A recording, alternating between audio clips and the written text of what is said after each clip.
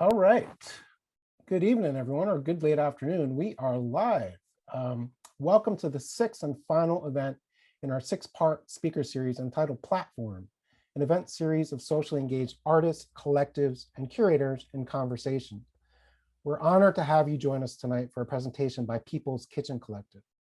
Tonight's event is hosted by myself, Kevin B. Chen, and my colleague Sharon E. Bliss from San Francisco State University, along with our co-hosts, Elena Sazed and Cynthia Cao from San Jose State University, Jennifer Bethke from Sonoma State University, Chantal Paul from San Diego State University, and Ava Kirsch from CSU San Bernardino. As well, we are also joined by San Francisco State University students, Anissa Nichter and Paige Forbes. People's Kitchen Collective will speak for approximately 45 minutes, followed by a very in-depth Q&A session that myself and Sharon will be moderating.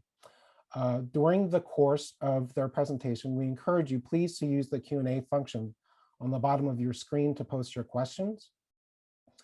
And now I would like to introduce People's Kitchen Collective, a collective that works at the intersection of art and activism with the goal to not only fill stomachs, but also to nourish souls, feed minds, and fuel a movement. They believe that good food should be accessible to everyone, that recipes are a powerful tool for telling community histories, and that radical hospitality can be used as a strategy to address the most urgent social issues of our time. Based in Oakland and co-founded by Sita Kuratomi Bhaumik, Jocelyn Jackson, and Saqib Keval, their immersive, accessible community dining experiences celebrate centuries of shared survival. They recently received a Creative Capital Award, were honored on the Yerba Buena Center for the Arts 100 list, and are the inaugural recipients of the Reign-In Fellowship, administered by United States artists. So please join me in welcoming Jocelyn Jackson, Saqib Keval, and longtime People's Kitchen Collective collaborator, Sarai Bordeaux, who's going to be standing in tonight for co-founder Sita Kuratomi Bhaumik, who's currently on parental leave. And we miss you, Sita. Welcome, welcome, welcome.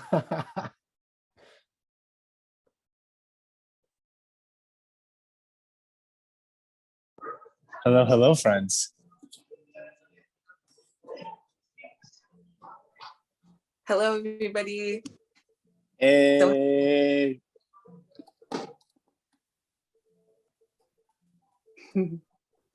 We're waiting on Jocelyn. Jocelyn, Yeah, bring it in. here she is. All right.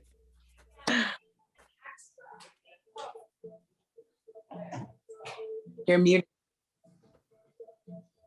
Thank you so much for your patience. I was getting an unable to start video error. So thank you for getting us through that technological blip at the top there. So good to see everyone that we know are out there in the technological virtual universe.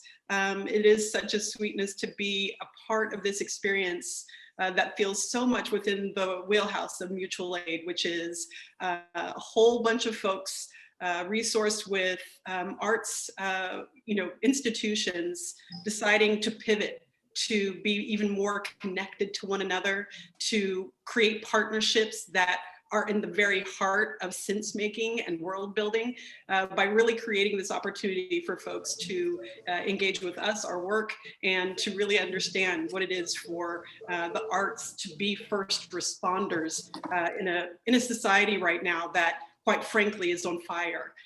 We want to be able to imbue this experience with the heart of what we do, and also with the heart of what it is for each of you that's interacting with us today, and your personal art practice, your personal commitment to social justice, how that looks and what that can be feels so important. And so we're going to tell you a little bit about our story to get that conversation started so that we can really rock into what it means for all of us to be there for one another in this community.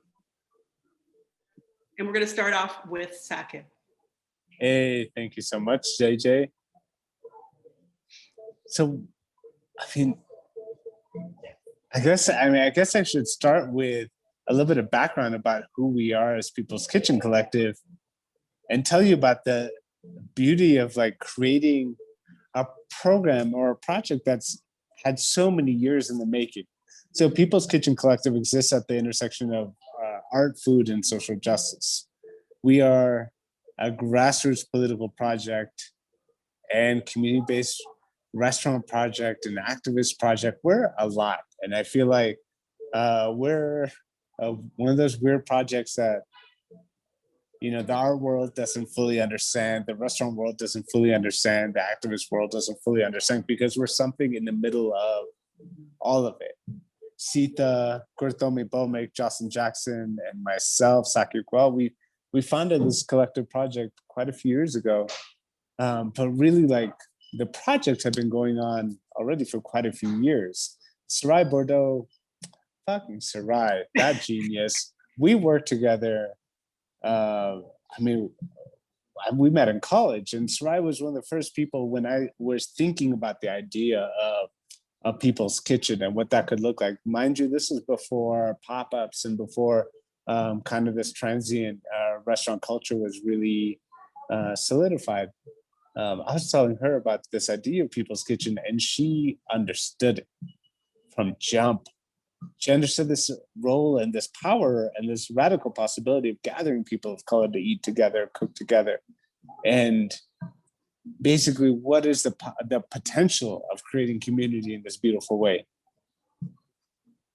But what blows my mind, and now looking back and talking to you on this moment of reflection, is that we've been able to maintain and create a project and political project and community-based project and food project for so many years without stopping. That's so deeply rooted in community. And I feel like the weight of that was that we were able to do it through creating a deeply collaborative community-based effort. We created a crew more than anything. Before we created a kitchen, I feel like we created a community. And I feel like the beauty and the power of creating a collaborative or collective art practice, food practice, political practice has been at the heart of what People's Kitchen is. So I'm going to pass it to Jocelyn to talk about our solidarity statement and our guiding principles, how we do what we do. Thank you for that, my dear. It really does feel important each time, as you saw, a real commitment to folks correcting historical wrongs, even in the land acknowledgements that were offered at the start of this presentation by these government institutions. Everyone has that responsibility. Everyone needs to take the accountability in order to really cast off the complicity of any individual, any organization in the perpetuation of racism and sexism and classism that is destroying lives and creating the longest, slowest genocide that is so purposeful and brutal. We all have that responsibility. How do we speak? How do we make it so apparent in word and action that there is no doubt when we're seeking out our collaborations and figuring out if we're in alignment and in integrity, that those things can happen in a way that feels really about something being forefront and not something that has to be struggled to be seen. Those values and those real commitments are part of why we created a explicit solidarity statement. We can say a lot of things about how we want to be in this world of social change and movement making, but what does it really mean? And so our solidarity statement that really works to look at the world of being intersectional and wanting to really make sure that when we say something like justice, it's not empty. You know, we all know and love Common, perhaps some may not, but there's a line that he sings that justice is just not specific enough, right? And in that space, we have to be clear. We have to understand that all these identities that are marginalized or underserved need to be at the forefront. Bring them all the way to the forefront, because otherwise we're living in a world that's false and we just don't want to be in that or perpetuating that. And so I encourage all of us here, and I see there's about 170 people out there, write your own solidarity statement. Do it today. Be very intentional about the fact that you are being of service and creating community in a way that you know the folks that are most harmed by these systems that are so oppressive are absolutely at the forefront of your awareness, consciousness, and actions. And that is what we want to do every time we create a community meal. We've specifically centered the lived experience of Black and Brown folks on purpose. This has been a time of, and by a time I mean millennia, of centering whiteness and white supremacy, not on our watch. It is fundamental to social justice that we recenter the lived experience of Black and Brown folks in order for there to be a full reckoning of the socio-political harms that have happened and are ongoing. And it is so apparent that radical hospitality is very much in that orbit. We can create this world that we want to be in. We can see ourselves in the future by doing that. And Sarai, I'm going to play this video, I believe. And I'm sure I'm going to get the volume right. And Lizzie's going to help us with captions. Since That is 2000, Sarai. Kitchen Collective has cooked a free breakfast at the Life is Living Festival in West Oakland in honor of the Black Panther Party. It was in 2019 that we celebrated the 50th anniversary of the Black Panther Party for Self-Defense at a free breakfast for school children program, alongside Black Panther Party alumni who traveled from across the country. When Jocelyn and Saqib and I started working together, we realized that one of the things we had in common was a deep love, respect, and curiosity about the Black Panther Party free breakfast programs, and just being so inspired by a group of young folks who were 17, 18, 19, 20, feeding thousands and thousands of school children. Ruth Beckford co-created the free breakfast program and served the first one out of St. Augustine's Church here in Oakland. J. Edgar Hoover, they were all afraid of our programs. And the more Black Panther Party programs we had, the bigger the threat we had. We were on campus organizing, at that time, BSUs, ethnic studies departments at UC Berkeley, San Francisco State, across the country. Black Panther Party had 51 offices in America in 30 major cities. We were a force to be dealt with. We were young people, we were unafraid, and we wanted change now. With that type of attitude, we frightened the government, because we couldn't be bought, we weren't afraid to die. Those kind of hostile things, they use that as a weapon to scare white America. These are angry Black men and women. Yeah, we were angry because the way we've been treated in this country all these 50 years. And the breakfast program was such a success. It's like a wildfire. People took that idea and ran with it. Through all those years from 71 to right now, millions of Americans, not just Black kids, but Americans have had breakfast. And but 0% of people know that the Black Panther Party initiated this program, or all the other programs, like the senior escort service, free food program. All these programs were started as examples to help the people. Free breakfast program is about a caretaking. It's also about a political moment. It is about not only food, but also art and justice. It's about this chance for us to live into a legacy that was meant for our time and is meant for everyone that takes a bite of the food to have just even a glimpse into what it is to say yes to being of service to community and continuing this legacy for years and years to come. I just wanted to tell people that one person can make a difference. When I see that line of people at the free breakfast program at the Life is Living Festival, I know that it's their commitment to living this legacy, to being a part of these memories, not staying in the past, but being something that we can carry forward for the sake of our entire community's liberation.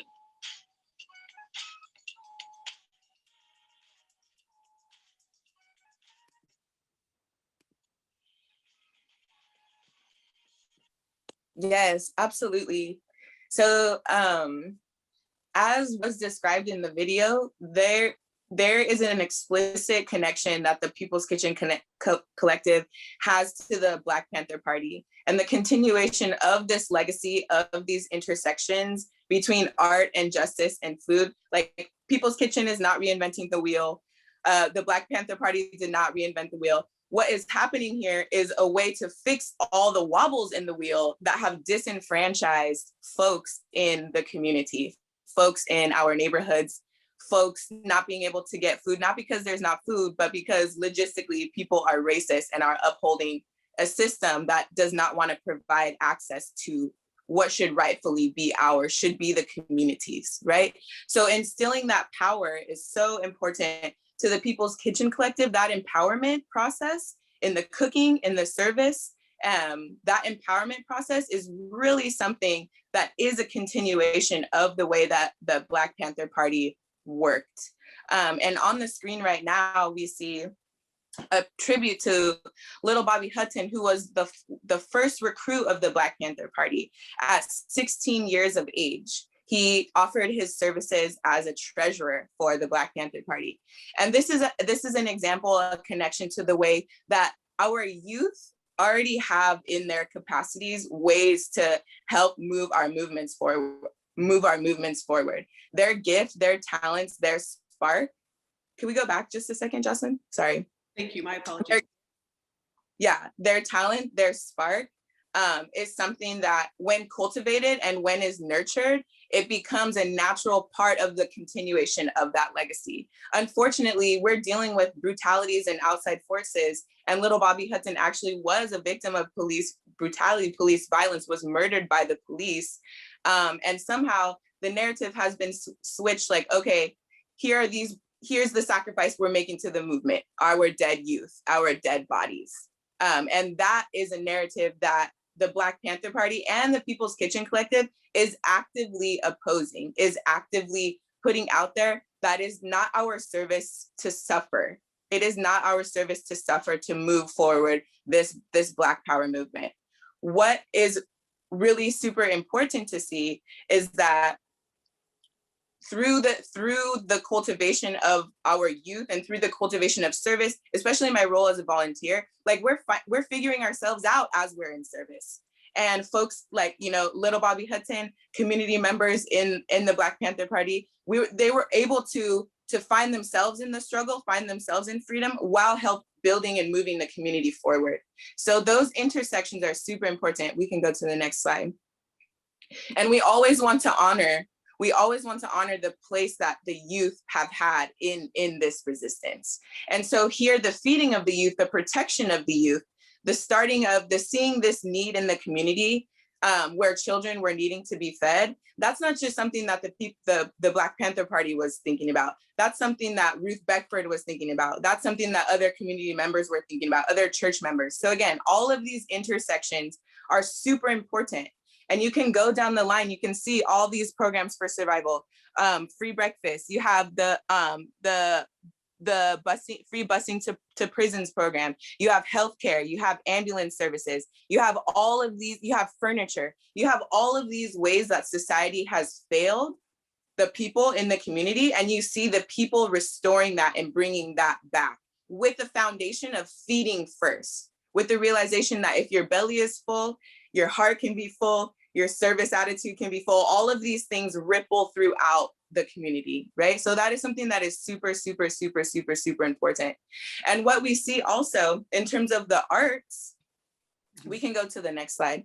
What we see in terms of the arts, Ruth Beckford was a dancer, a glorious, wonderful dancer who also had connections and ties to the Oakland Parks and Rec Department, had started programs there, had done a lot of work already there. So she wasn't a part of the Black Panther Party, but she was a community member looking to provide service in the same way. So through that diffusion of work, through everybody offering a gift and not being scared of the gift that they had to offer, there was empowerment for these community programs to continue. Oh, I have an idea for this. Oh, I have an idea for this.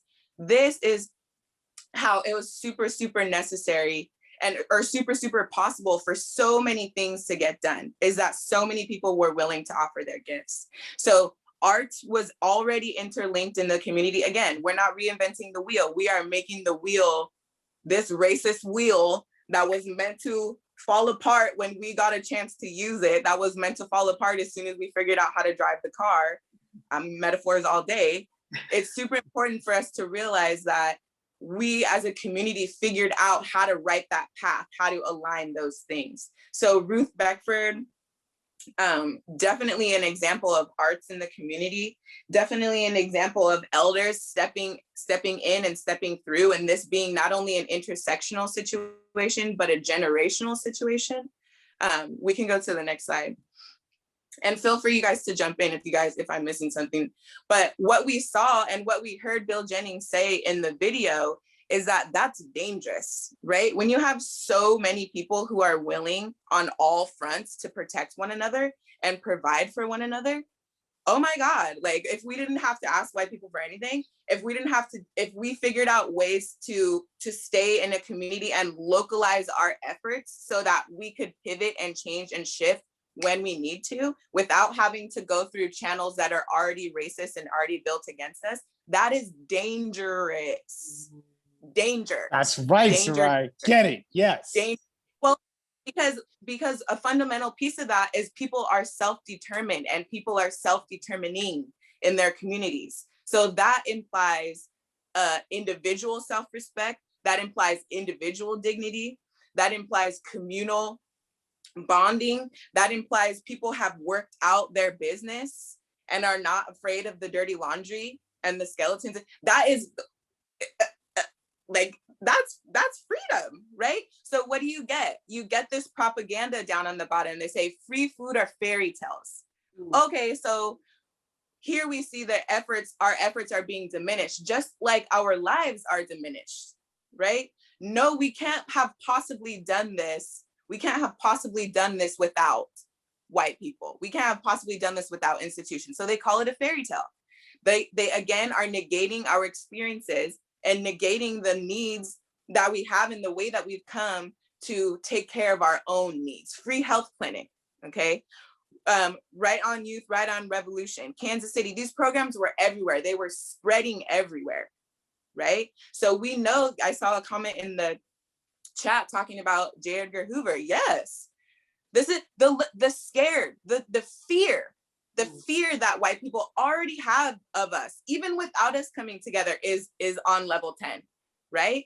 If you add self-determining, if you add to that spaces we are taking care of ourselves, that am I making sense? Like we're dangerous walking down the street. We are dangerous with our signal, with broken taillights. We are dangerous in the car, right? So unfortunately, I do understand what the white people are thinking, what these institutions are thinking. If we get it together on this level, of course they were scared of the Black Panther Party. Of course they were scared of these programs, right?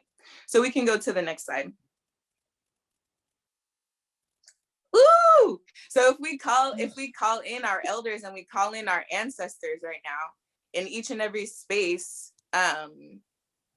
we can understand like the ripples that were sent down to us. When we speak out to the elders and the ancestors, the ripples are sent back down and the connections are sent back down. So when we were working on this, I happened to find in my phone this picture. And right there with the cane in the middle, this picture is of low quality, but it was at the Oakland Museum in the exhibit about the Black Panther Party. That's my great grandmother in the center there. And I love that because the connections that we have, sometimes we don't even know we have them. And so doing that work, and this connects both back to the Black Panther Party and to the legacy of the People's Kitchen Collective, because it's not just about having the meal. It's not just about serving the meal. It's about how people feel after the meal, how empowered they are to act after the meal. So when we connect all of those things and all of that service, and when we pay homage to our ancestors and our elders, things like this pop back up, right? I knew I was connected. The universe is confirming our connection. Right? So the People's Kitchen Collective does a lovely job, does a beautiful job. It's whether it's the cooking of the food, the coordination of the volunteers, the table settings, right? All the details matter. All the synchronicities matter because that creates an intentional experience that helps us to be self-determined. And that is representative of the legacy of the Black Panther Party for sure. We can go to the next slide.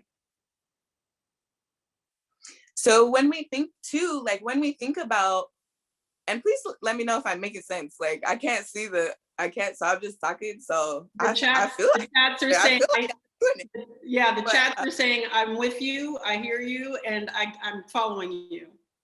For sure. Amazing. So when we also think about this, one of the other, like what I love about what Saqib had said before is that he and I met in a place that is like, you know, it's magical. There's ferns, there's trees, there's all this different stuff. But in addition to that, our mindset that was there was that anything was possible. We had this cohort, we had this group where anything was possible. And so when he was describing, you see this shine? You see this humble shine?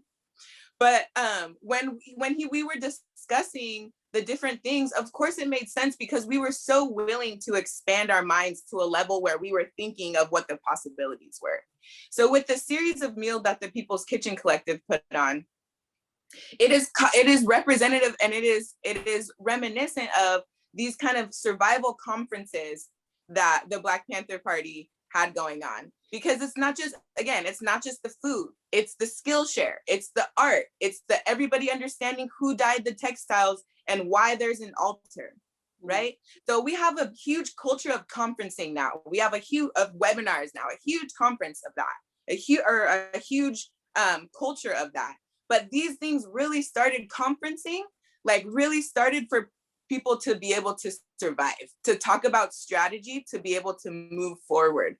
Right? Often had to happen in secret, often had infiltrators present. People needed to speak in code, right? So when we look at these things, and then when we fast forward to the next, if you go to the next slide, you fast forward, you see all these people, it's very similar, right? We're not just of service, we're of survival.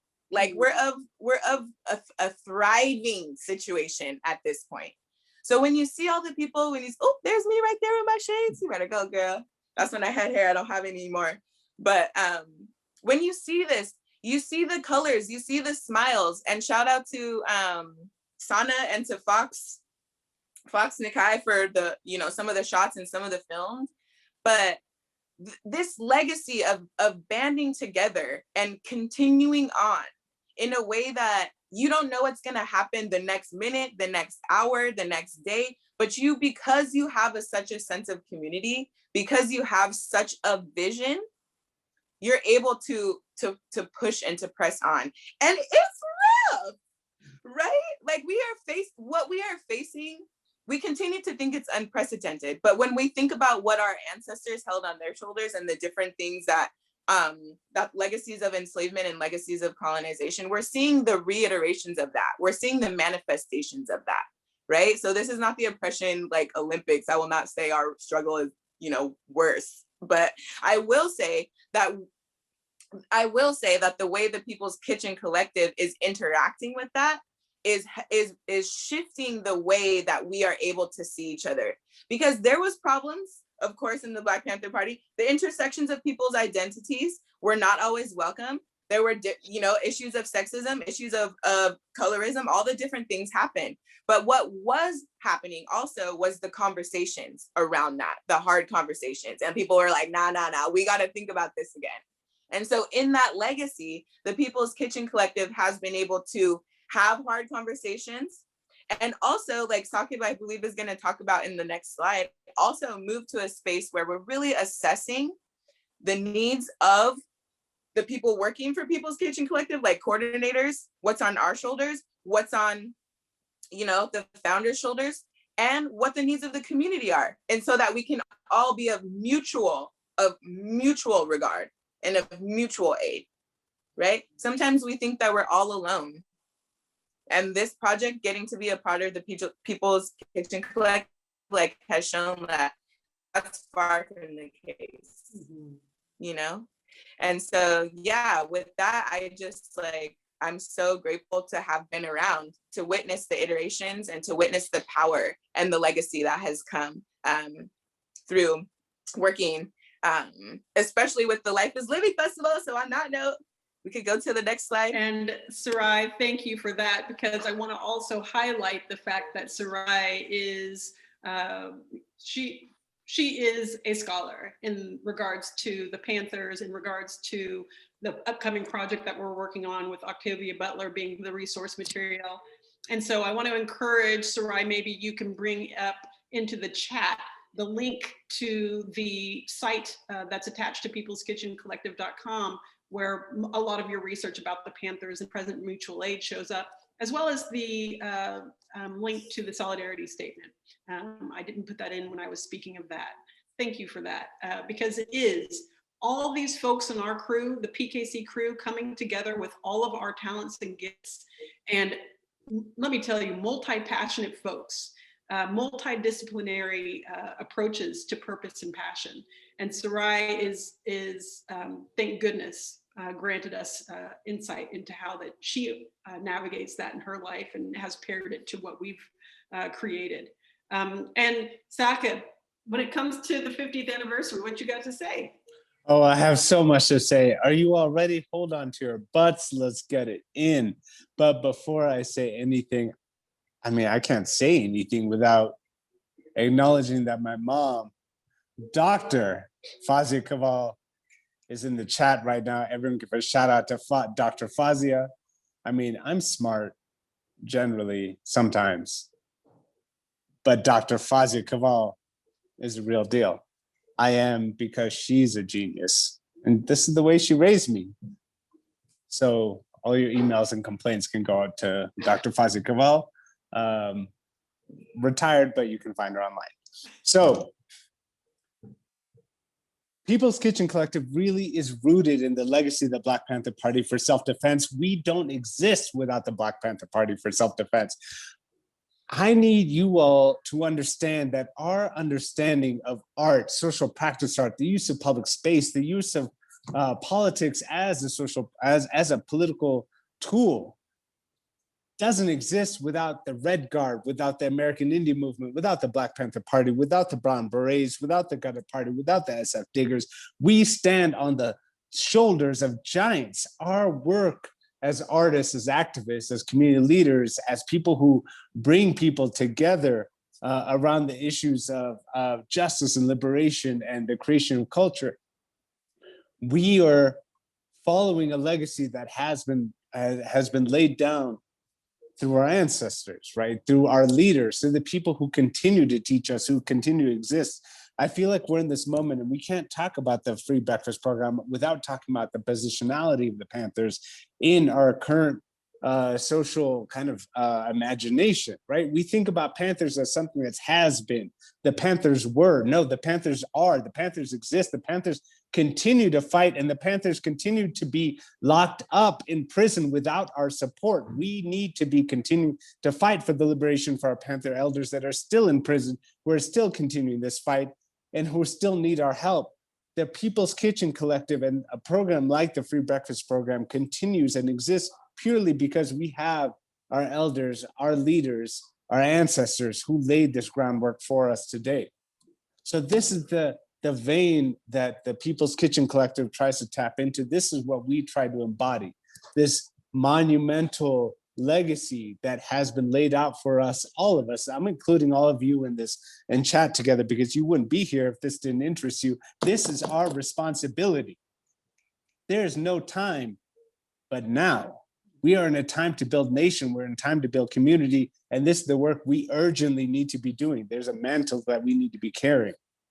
So the Free Breakfast Program, I saw someone in the chat earlier tagged fucking Hoover, one of the greatest of the greatest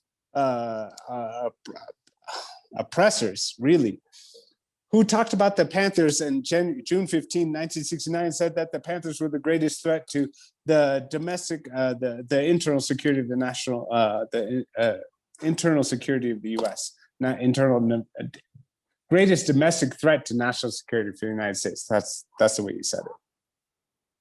Why? Because the Panthers saw in that moment that Black and brown, poor working class white kids eating a healthy, nutritious breakfast every day was successful.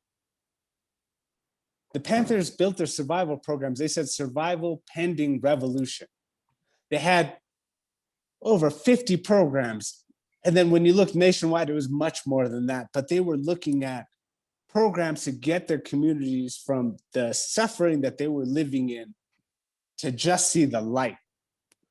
We're going to make it through this to get to the other side. And for them, the other side was a wholesale revolution, but they knew that that was a long march. So what they needed to do to make sure that everyone had basic health, wellness, security to get them to the other side. So they built a whole fleet of these survival programs that Sarai talked about, everything from the educational programs for kids, the schools, the hospital, the sickle cell anemia testing, the building and constructing shoes for houseless people, the programs to visit elders and make sure they had enough food, the urban farming programs. They had everything, but I feel like the most successful, the most dangerous, the most revolutionary of those programs was the free breakfast program, because the Panthers guaranteed to their members that every poor working class Black and brown and white child on their way to school, every child going to school will have a healthy, nutritious breakfast cooked for them every morning freshly by a Panther, and will be escorted to school. Because the Panthers saw the connection from healthy nutrition, wellness, to scholastic achievement. And for them, it was, if you eat a healthy meal, you'll do well in school and you'll do well in life. We have in the US today, we have a school nutrition program, we have breakfast program, we have lunch programs because of the Panthers. I need you to know that. I need you to remember that, because a legacy, our legacy, is because of the Panthers. Countless children get healthy breakfast, get healthy lunch, because the Panthers shamed the US government into providing healthy food and to providing a fix to the large discrepancy between well-to-do upper middle class and middle class white children that had access to food, that were doing well in school, to the reality of the poor working class immigrant Black and brown and indigenous youth that did not have that same basic privilege. And for the Panthers, they said, to be an American, you need to have access to food. That should be paramount to what we do. So for us with the People's Kitchen Club, I'm sorry, you should go to the next slide, Jocelyn. Thank you so much. Just went on ahead. So for us with the People's Kitchen Collective, when we started our work, it was, we need to get, like Angela Davis said, we need to, radical simply means grasping things by the root. So if we want to get to the root causes of systemic injustice, we need to follow the work that the Panthers laid out for us.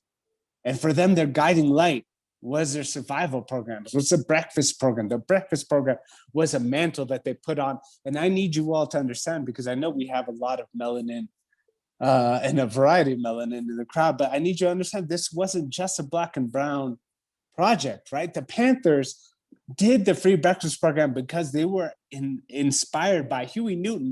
We can read his writings. He was inspired by the SF Diggers.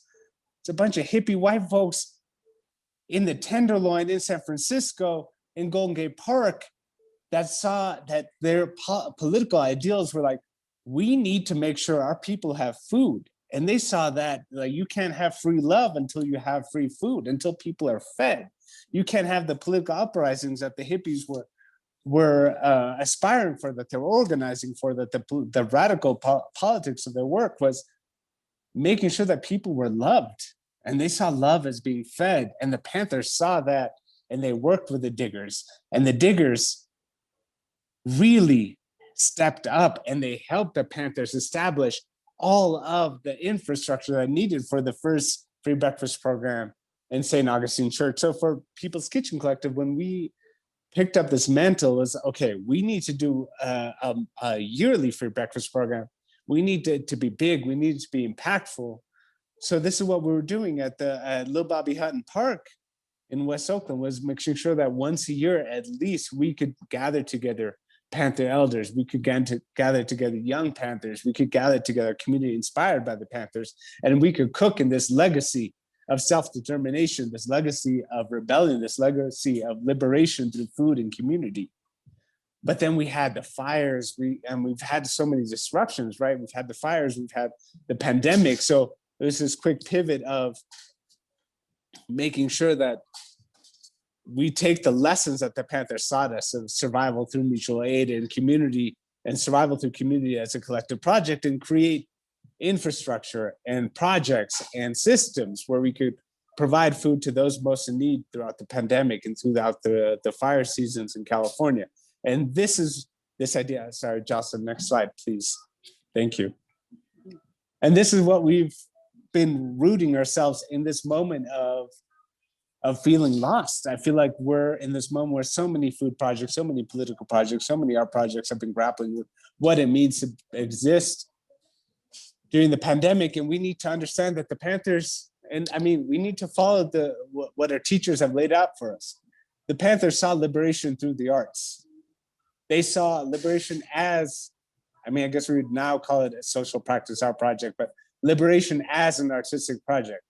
Our lives, our realities are artistic projects. Our communities are art. We can't have art if we don't have our communities. We don't have healthy communities. For them to have a thriving art scene, they need to have a healthy and thriving art scene. They needed their youth to be grown and raised through a holistic environment. I think this image that you're seeing here is one of the best. Karen Seneferu is one of the artists who I most admire in the Bay Area. She was raised in the free breakfast program, and she graced us at the People's Kitchen Collective Streets meal, where we tried to replicate a larger version of this, of using what the Panthers taught us as a collective and community, meal practice. This is the reminder that when I see this image, it reminds me that there's a lot of ways to do this work. We are in crisis, but we're in crisis. This is nothing new. Like, we're activists, we're artists, we're survivors, and we've been in crisis for a long time. I see that quote about someone commenting Emory Douglas. Emory Douglas's work is a great example, right? He's chronicled crisis for communities of color, immigrant communities, struggling communities in the US through art.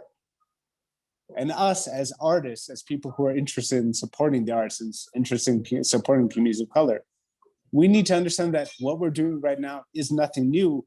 We'll be stronger and our work will be more effective if we can draw in, base ourselves, root ourselves in what has happened and what our leaders and ancestors and founders have done before us. And we can build off of that. We're not alone. We're on the shoulders of giants, and we're bringing this to the next level. Popcorn Jocelyn, take it away. Thank you so much, Saqib. It really is important for us to deeply sit in the politic before going anywhere beyond that, because that's where everything resides that we build from. What meaning is there without that foundation? And so we're going to go back and we're going to situate us in the social art practice now, but we want you to know where it comes from. Because as you see these posters right here at our Streets Meal, which is the last part of a community meal series that we did 2 years ago, called The Farm to the Kitchen to the Table to the Streets, each one of those posters is a local artist, right? Dignidad Rebelde, Trust Your Struggle Collective, Lucaza Bronfman Verismo, thank you, and apologies for mispronouncing. I am grateful and gratified by the fact that we can reclaim the Black Panther Party as a social art practice. There's no mistake that Emory Douglas and the Black Panther he created for the long-standing newspaper that was distributed by the Black Panthers that was so highly effective in organizing communities is still around today and has that impact. It still has that visceral impact because it's an image that tells a story. It's an image that's a call to action. Something you may not know is that the Black Panthers also had a musical group called the Lumpmen, right? They had a musical group doing popularized R&B soul protest songs. Why would Michael Torrance and his other three brothers do this? Because they knew that storytelling needed to be accessible. It needs to be a pathway of creativity and expression that folks can identify with and find joy and beauty in. That's important to revolution. And so when I say to you that we were able to be granted a award of monies for our work because we are acknowledged within the community of social art practice, that is a part of the Black Panther legacy as well. We created the Farm to the Kitchen to the Table to the Streets community meal series over 2 years based on an award from the Rainin Foundation, the Kenneth Rainin Foundation. It was called the Open Spaces Grant. And it gave us our largest amount to that date of money to support this, this series and to end with this meal of 500 people down 2 city blocks in West Oakland.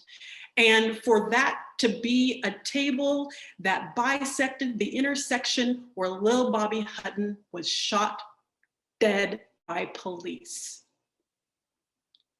Why would we choose that corner?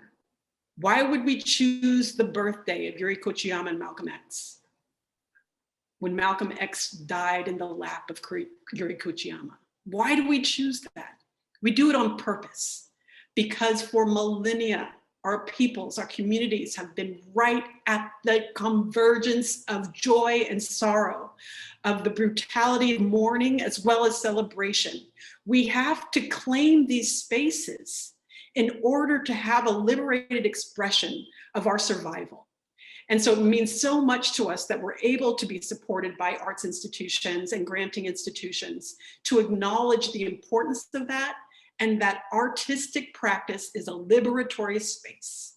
If there isn't justice attached to art in some way, I simply don't know what we're doing. And I want to continue that conversation because one of the other pieces of this is that we have the ability to leverage our place within community as first responders. And this is a phrase that I take from Ashara Ekundayo, who does a gallery in Oakland, virtually in a magazine called Blatant. She coined this term not to minimize the work of all first responders, but to include artists in that category. Because if not for artists standing into that space of highlighting and witnessing and creating testimony of what is happening in the world, we wouldn't see it as brightly or as clearly. We wouldn't be able to see our place in it. We wouldn't be able to interpret or translate it for our own personal understanding. And I want everyone to take that responsibility too. The responsibility of storytelling, of creating a narrative that is filled with truth, so that we can be in this role of first responder when it comes to a world that is perpetually on fire with discrimination, harassment, brutality. We need to be those individuals creating community around that specific focus.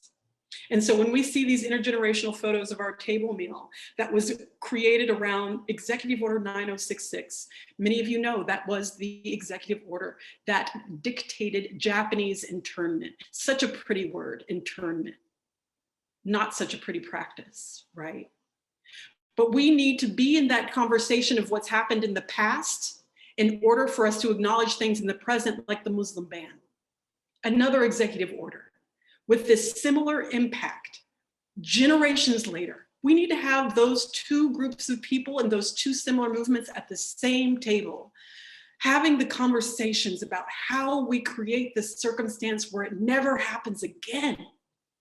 And that we know can be possible at a table that's shared with folks, in a family style meal where you are intentionally taking care of the nourishment of another. You're saying to the person across from you, have you had enough? Do you need more? Would you like some of mine? That is part of the conversation that erupts into people taking action in the streets. Whatever your expression of that is, grab onto it, create a crew around it, and do it. And now we're going to have Cynthia spell out this specific project that we did and a video from KQED. JJ, can I interrupt you for a sec? I'm so sorry. Cynthia, hold on one moment, Cynthia. Before you Please hit bring it in. play, before you hit play, or also pray, I just want to, JJ just said, Jocelyn Jackson just said something really important. Have you had enough? Would you like another? Would you like some of mine? I need you all to hold on to that phrase because I feel like this is the best iteration of what the work that we strive to do is. Have you had enough? Would you like another? Would you like some of mine? Before you watch this video about our streets meal, reflect on the words that Jocelyn just said about what mutual aid and care look like. I want you all to remember that revolution doesn't happen in a vacuum. Revolution is a community project. We only can have revolution if we care for each other and care and think about each other and think about each other's needs. Have you had enough? Would you like another? Would you like some of mine? Would you like some of mine says, I have what I have, but let me give it to you. Let me take care of you. There's something so fragile, so intimate about giving food to other people. At People's Kitchen Collective, we say that cooking together, yes, is a radical act, but eating together is revolutionary. Because eating together puts us on the same field that we are able to share food, and we all have the privilege of giving food to each other, and giving food to each other is a privilege. The Panthers wrote about it as a privilege. So many social practice, art projects, and community projects, and revolutionary projects have said the same thing about feeding people is a privilege. Religions say the same thing, but for us, like, feeding people is a radical act. That's why it's illegal in so many states. That's why it's illegal in Georgia to feed people while they're trying to vote. Feeding people is dangerous.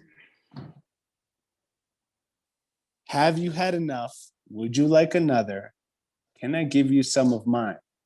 Hold those words close, because that's some radical shit that Jocelyn just dropped on you all. All right. Sorry for interrupting. Hit play. Don't you ever apologize, Uncle Keval. Cynthia, would you please give us the honor of sharing that? I'm so grateful you've come to our table. This table is your home and your family for these couple of hours. Especially because we're in the Bay Area. There's a lot of pop-ups and meal series on a farm or on a beach or whatever. The difference in what we do, we're Black and brown people at a table together in a Black and brown neighborhood, claiming space, and that's political. At the same time, we want it to feel like you're at your family's table. We fuse food and art and justice together in honor of the legacy of our ancestors. My grandmother cuts onions with a steak knife. Like a really dull steak knife. We're trying to tap into this generational survival of our peoples. When you were a child, what was it that your parents, caretakers, or elders gave you to help you heal? And we work with dozens of collaborators. Poets, musicians, community organizers, cooks. The people! Thank you very much, Dawn. This year, we've been working in West Oakland on a 4-part meal series, all with the goal of inspiring action in the world. What we say is we are from the farm to the kitchen, to the table, to the streets. Because for us, every meal does not end at the table. It should carry us out into the streets to feed our resistance. White supremacy, land theft. Between communities of color, there's so much connection to a history of oppression and a system that has something to gain by keeping us apart. The table provides us this opportunity where we can have our cultures and hold space together. These are candy-coated sunflower seeds on a chocolate disc, referring to a craft that was made in an internment camp. It can be hopefully a way to talk about some really difficult and really personal stories. One of the meals that we are creating is in remembrance of Executive Order 9066 that incarcerated Japanese Americans during World War II. 4 nurseries all during the war. Flora Ninomiya, she was born in Richmond, where her family have been cultivating flowers for over 100 years. She grew up in the internment camps. This is incredible. I still remember that long train trip. I was 7 years old. I remember going to this very isolated desert area and living in the barracks that were built by the United States Army. My father was sent to a separate prison camp from us, and he must have really suffered during those times. He never spoke about his experiences, and for a long time, I didn't either. We want to honor this legacy and how it connects to so many other communities today. Being Muslim and also an international student from Pakistan, to hear Flora's story, I was really interested in her struggle, but also her survival. And she is so powerful. So what I'm doing, I picked these camellias from Flora's land, and I am dyeing and embedding these plants into textiles as part of the table setting.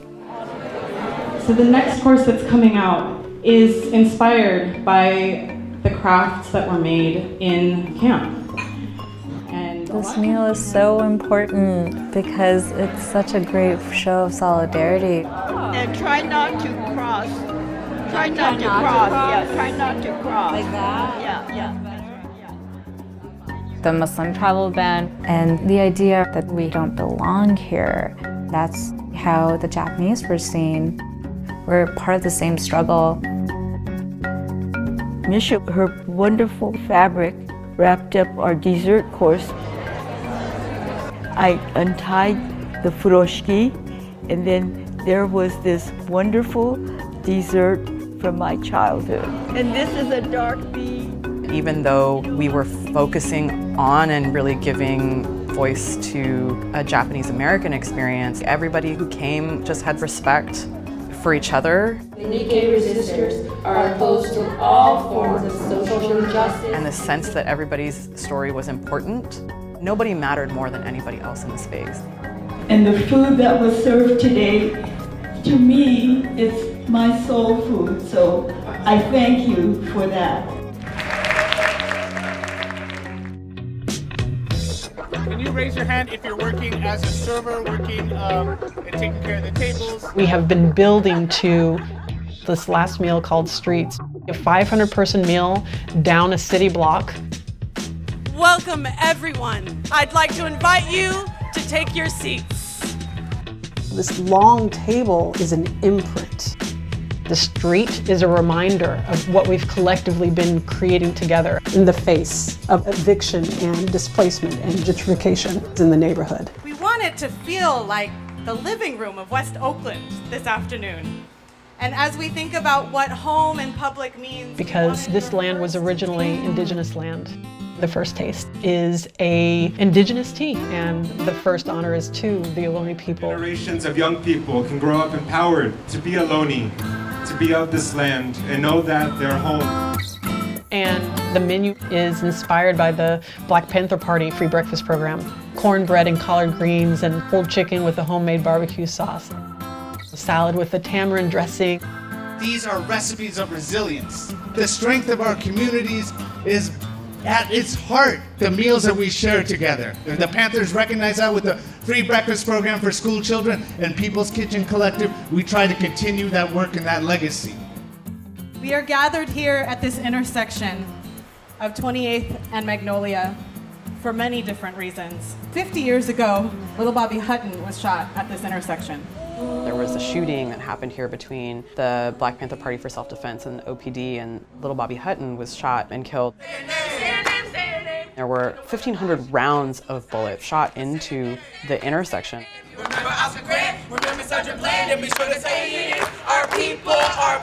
There are no plaques, there are no statues, and that invisibility is something that strikes me so much.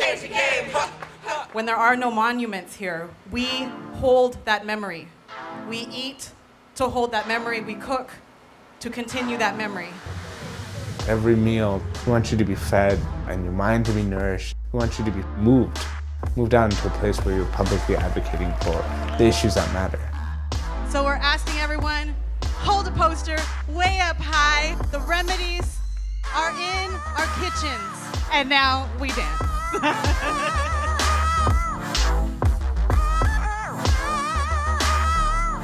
Thank you so much, Cynthia, for playing that for us. And we are interspersing these videos, this live action, in order for you to get a sense of the feeling of these experiences. They are really embodied. They are so much about being in a specific place with a specific smell, with a specific texture, knowing that you are in a space that's been curated for you for that moment, knowing that that curation will lead to really igniting each person's commitment to going into the world beyond that fixed moment and bringing that same power, that same passion, that same commitment to our lives, our practices, our families, our other communities. And Sarai, you have for us something that we can interact on, and in the chat, we'll ask for the interaction to happen. Sarai, can you share that with us? And let me get back to our share screen too.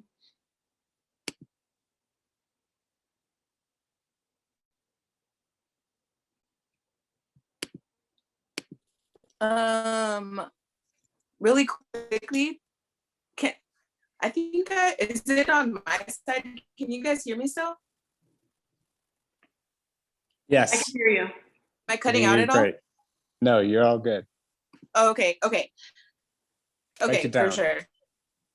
So just really quickly, like the difference you can feel in that feeling, just wrapping this up into this question that we are getting ready to ask. When you go and you are served at a restaurant, whether you're the one on the service side or the one being served, there's a lot of even political things that can happen back and forth there, right? You can pay all this money and still feel not treated well by the staff. You could have great food and still not have a family feeling, right? So what's happening is the concepts of luxury. We have all these, farm to table, this and that, blah, blah, blah. That was never really meant for us. So we're during these feelings and these different interactions, these intersections, we're able to see how to turn luxury around, how to make sure that we are felt by each other, that we feel each other too, right? Because that's not always something we're afforded. We don't always get art for art's sake, right? We must always infuse justice into what we're doing because we don't really have a choice otherwise. Otherwise, we're sitting in complacency, right? And so the ways that this is turning this around, we are able to sit with these questions while we're interrogating the systems that would mistreat us, right? Mm-hmm. And to have it feel like such a joyful experience is not something that we're always afforded, right? Usually it's our trauma that's on display. Usually it's those things that would come back and hurt us that are on display, right? So the question that we have, this breakout question, I think it's so important because it highlights this fact. Like, what are we turning on our heads here? Like, what institutions, what ways, what even grant processes, like how are we keeping people on their toes through this intersection of art and food and social justice, right? So here's our question. Given the many intersections between food, art, and justice that we're seeing in the work of the People's Kitchen Collective, how are you looking to create impactful art practices for the purpose of social transformation? And we're not going to do the breakout. Really, we'll just do this in the chat. For sure. And I think that's super important while people are putting their answers in, because this can go from individual practice, right? This can go to communal practice, familiar practice, because we know that these things don't happen linearly. And we know that these things don't happen in a vacuum, like Saqib said, right? So like this can be something as simple as, I'm gonna look for a hard conversation that I have to have with somebody that I really love. Like, I'm gonna have to go to the college who's sponsoring this event and be like, where's the money for 3 more like this? Like, we need to highlight other artists. So that's what we're looking for. We're really wanting people to feel in the legacy of the Black Panther Party and understanding that everybody's gifts are important. Everybody's imagination is necessary for the revolution to pop off. Like, what are you thinking could be some ways that you are creating impactful art practice through the intersections of your passions, food, art, and justice? And Saqib, are you seeing any comments coming up that are responsive to that question? You can read off. Sarai as well. Let's see. Don't be shy, people. We want you up in here right now. Drop your commitments. I can technology.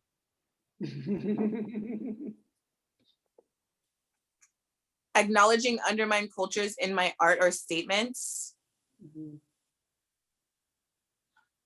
Without social change, we can't progress as a society. Yeah. Simulation art for the betterment of mental and environmental well-being. Yes, keep it coming. A couple more and make it personal. Yeah. We want it to be deeply personal. Deeply, you heard Jocelyn, deeply.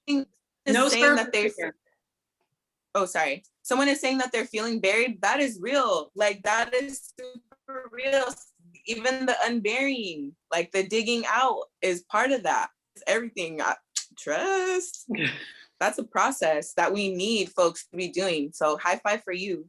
Yeah, I see Tamara Murphy's comment about SN support with my BSC kitchen coworkers to support equal or better pay.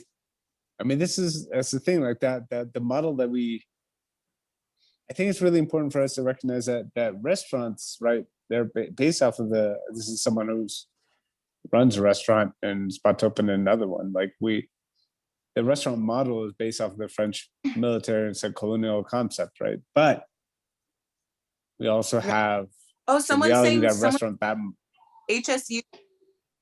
Oh, sorry, Go ahead. No, I was just gonna say like that. This idea of the. Go ahead, Sarai. Go ahead. Break it down. Oh, I'm sorry. I was just seeing someone saying HSU using the gallery spaces. I'm out near there right now. Nice. Thank you so much. Organizations creating spaces that all of our embody. Inclusive, collaborative. Yes. Thank you for all those comments to make chat, see how some things can connect to what you're thinking of, because that's how that's how a web starts. That is it. Thank you for that. And we know that we are short on time, but it feels really important to interact with this last video because it also is telling the story of the Streets meal, but is really with a narration, with a poem. And what is ultimately a blessing from our resident poet theologian and current minister at Glide in San Francisco, Marvin K. White, and it is his birthday today. So all honor to Marvin today.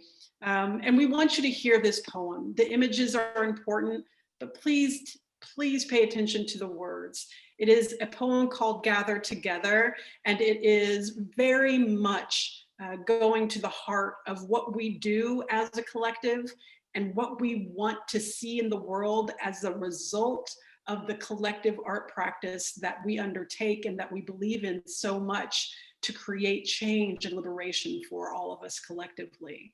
Cynthia, if you could play that video and we'll go to our last slide after that.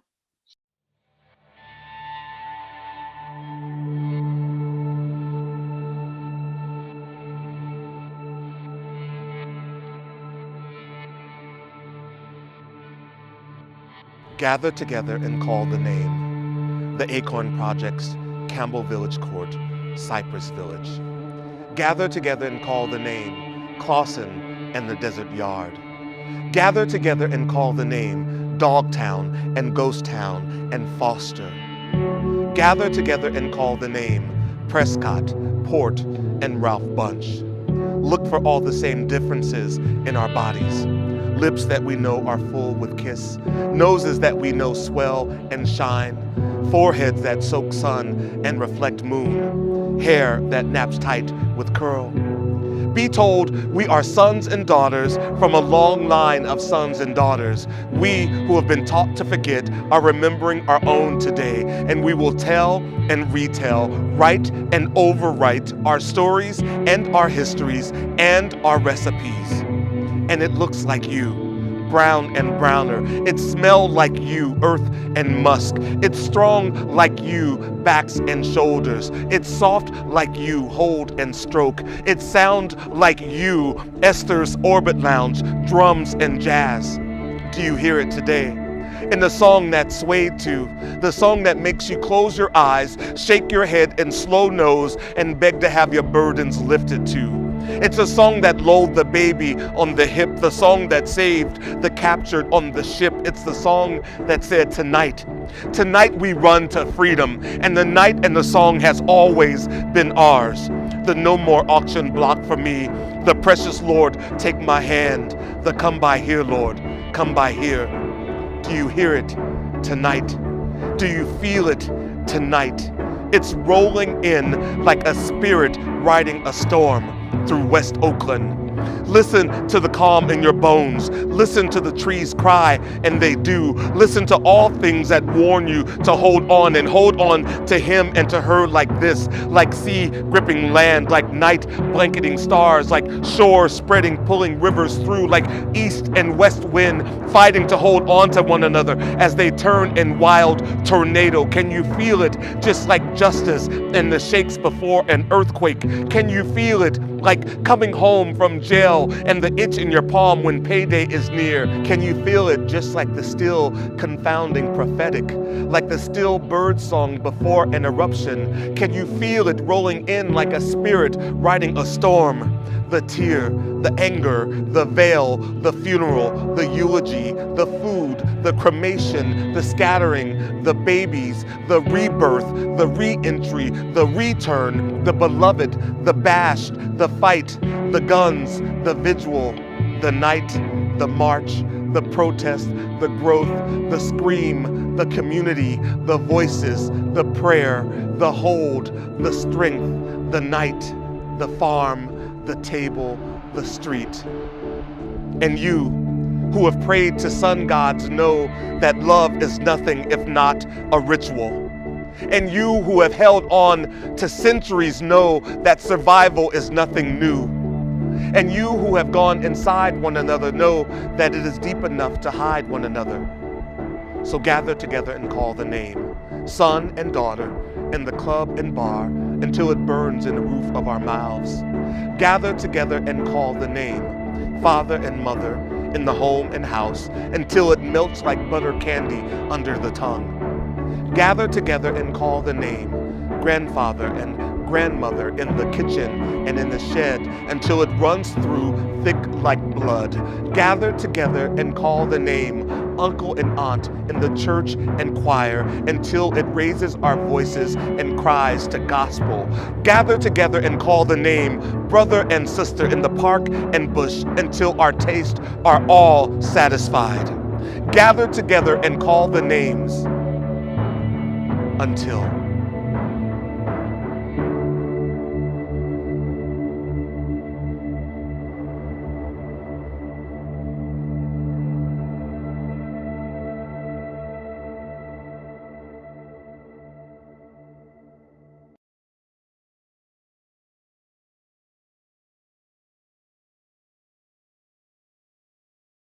Thank you so much, Cynthia, for playing that for us. Now you know what we mean when we talk about how special Marvin is and his word and his ability to bring so much spirit to these public spaces that we inhabit with our artwork.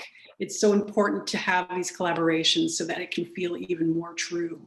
And I just want to bring this last screen up so that you all can see with us. And I'm just working with technology right now. It's gonna do something here to work out this last piece of screen. There we go. And what I want to just say here in closing is that we are in a very specific place and time together. We have been honored once again by the Rainin Foundation to receive their inaugural Rainin Fellowship, which is an unrestricted $100,000. We've already spent it on our next project. Same with our Creative Capital Award for this year. Wait, what? Did you say we already spent it? It's already spent.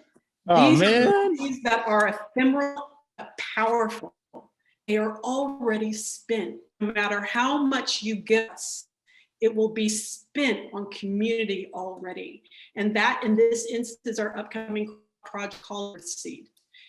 project that is sourced from the Black Panther Party and from the Parable series by Octavia Butler, which imagines an Afro future that is apocalyptic, but also a bit of the real world of survival that we want in the midst of a world that is a dumpster fire, right?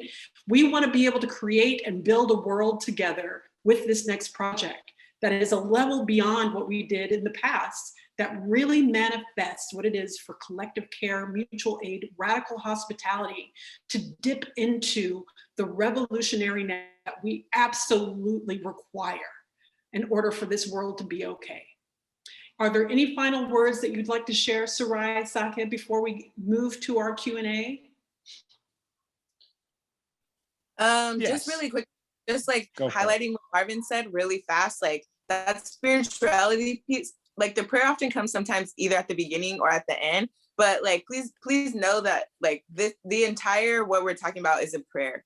Like everything that has occurred, all the things that we've talked about, that is it. It's a prayer for the self-determining freedoms of our future. So like for me, that I'm so even grateful to be able to talk about that, to have space, and I'm just so grateful to have been tapped to, you know, say a little thing. So yeah. Thank you, Sarai. Saqib. Hey, yes. Jocelyn said that money's been already spent, and I want you all to take heed of that, because as an artist, as an institution, as a granting, as people who do currently or will have the privilege of granting funds to artists, this idea of money and capital, right, of being already spent. Our role as artists, our role as people doing this work, right, is to get money into the hands, to get resources into the hands of the people most impacted, most affected, most put to risk by these systems of repression. The artistry is building the community. The artistry is getting resources into the community. That's the artistry of the Panthers. That's the artistry that we're talking about. Already spent doesn't mean that this money is going to waste. Already spent means that we have been spending this money for generations, and the pennies that come in right now are going to the coffers of a debt that we've already racked up. Neoliberalism has us thinking that these crises that we're living now are unprecedented. There's all these bumper stickers with Trump that says Trump is unprecedented, and spelling Trump as precedent with an S. But white supremacy has been doing this for generations, right? This is long before us, and will and is putting roots right now, so that will continue long after us. But if we do our jobs right, if we are artists the way that we're meant to be artists, we'll be able to disrupt this, and we'll be able to put an end to this. But white supremacy wants us to ignore this like long-reaching past of the situation that we're in. Wants us to think that this situation, this happens as this crisis, this COVID, this economic recession, this lack of housing rights, labor rights, financial security, economic security, food security, all of this is new. But no, this is work that the Panthers were talking about. This is a situation that before the Panthers was long. If we go back to the Prophet Muhammad sallallahu alaihi wasallam, like he was talking about this work before. This is nothing new, and I need us to root our work in our artistry, in what we're creating as activists, as artists, as educators, as institutions, as granting organizations. This is the legacy that we want to build. This is the future that we want to build into. We can't treat this as being anything new. We can't be shocked anymore. That would be dumb of us. We're not dumb people. We have granting institutions that back us up. We're artists. We're not dumb. We need to push this forward. We need to recognize that we are working against a tide that has generations been put in place. This idea of access and mutual aid, the work that the Panthers laid out, so much of what this last video, what Marvin was talking about, caretaking the community, self-care, Those are revolutionary and radical acts. We really need to build that into our infrastructure. We need to build that into the grants that we give out. We need to build that into our departments and our art departments in the CSU system. We need to caretake our artists because we need truth speakers. We need people to be fearless to create art that is critical of our reality, and we need to support those voices. We desperately need those voices to be leading the charge. We need to invest in our young artists. We need to invest in our educators in these systems. The fact that little Bobby Hutton died with 1,500 rounds of bullets shot can't be continued. The Panthers and the actual little known fact, what Bobby Hutton signed up into and what he was most active in was in the arts program, but the Panthers were putting out the community arts programs. We need those types of strong community arts programs to protect the little Bobby Huttons that are trying to build the movements that we're in now. 1,500 rounds of bullets is what so many of our Black and brown brothers and sisters, our Native brothers and sisters are going through right now. And we as institutions, we as activists, we as artists cannot be silent. This shit is fucked. And every day that our institutions, that our departments, that our offices are not actively speaking out against this, every day that we are not using every fiber of our being, every dollar in our budget to create this change, that means that we are fucking complacent. I'm speaking to you, the whole CSU system, the leaders in the CSU system. What the fuck are we doing about this? 1,500 rounds to a young budding artist, activist. That was done, and that's still happening.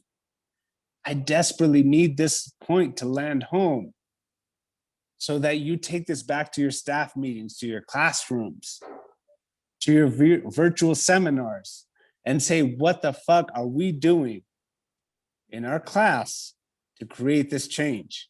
Because it is violently, urgently needed. And we've spent all the time that we have. We can't continue working like this. Thank you so much, Saqib. It really is that testimony, right? It is that reality that all of us hold in the palm of our hands each day, a choice of whether we will actively deconstruct this brutality or whether we'll perpetuate it. And this audience of 130 people, let's be the badasses we are. And I know that we have gone past our Q&A time because 3 people talking about social justice is going to do that often. And I just want to acknowledge some of these questions that were asked about radical hospitality. Thank you so much for that. There's also this piece around foods and culture and how there's a common universal experience around what food can do to create community. And that we are working on a book that will share that with you. Thank you for that question. There's some questions that the administrative folks can answer for us that are more prepared. We are so grateful to be able to work with so many community partners like Rainbow Cooperative, like Hodo Soy, like Alameda Food Bank, East Oakland Collective, all these groups that you can find on our website that support our work. And it is so impressive that you all called out this national way that we can be in the world, because that's part of Earthseed as well. What it is for us to seed change nationally in local places based on the work that we do in our local home of Oakland.